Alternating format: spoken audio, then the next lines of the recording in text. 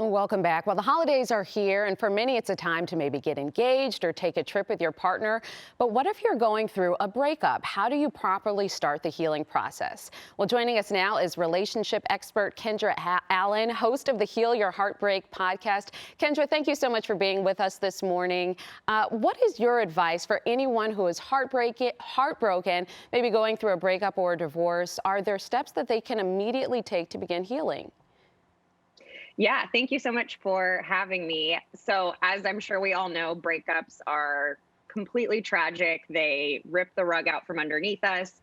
And the first thing that I always suggest people to do is to get busy, meaning stack your calendar with plans, especially around the holidays.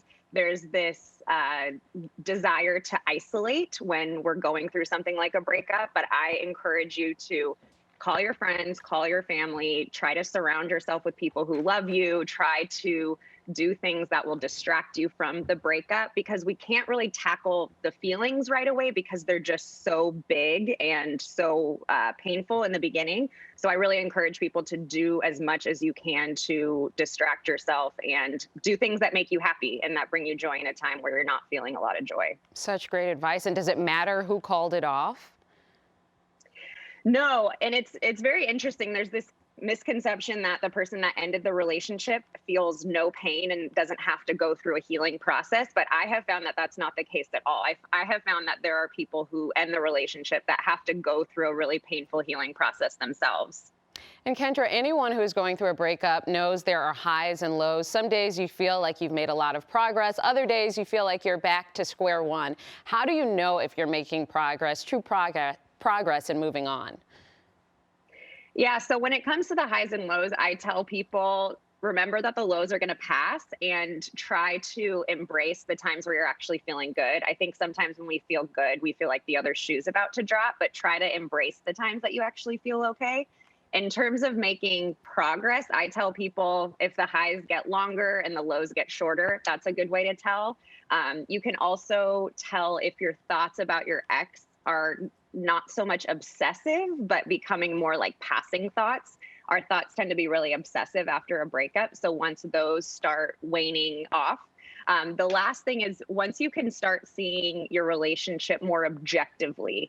After a breakup, we tend to see the relationship as either amazing and there was nothing wrong with our ex and we have them up on a pedestal, or we see it as all bad, because all relationships have like good parts and bad parts. So once you can start seeing that, I tend to see that's when you're really making progress healing. Absolutely. And I love how transparent you are. And in your podcast, you're so open about your past heartbreaks. How long did it take for you to feel like you were over your ex? And what did that feel like? You kind of touched on that. Yeah. So it's hard for me to say exactly how long a healing process takes just because it depends on so many things. For me, when I actually dove into doing the work, what I call the work to heal from the breakup, I'd say it took, between 7 to 8 months. And not to say I was in pain for 7 to 8 months, but meaning I felt free after that point. I felt like I could enjoy my life single. I felt like I could look back at the relationship as this really positive thing in my life and just a chapter that had closed. So that's my experience in terms of, being able to heal from past heartbreak. Kendra Allen, thank you so much for all of your encouragement, your support, your advice. We really appreciate having you, and please come back whenever. Yes, I'd love to. Thank you for having me. Thank you.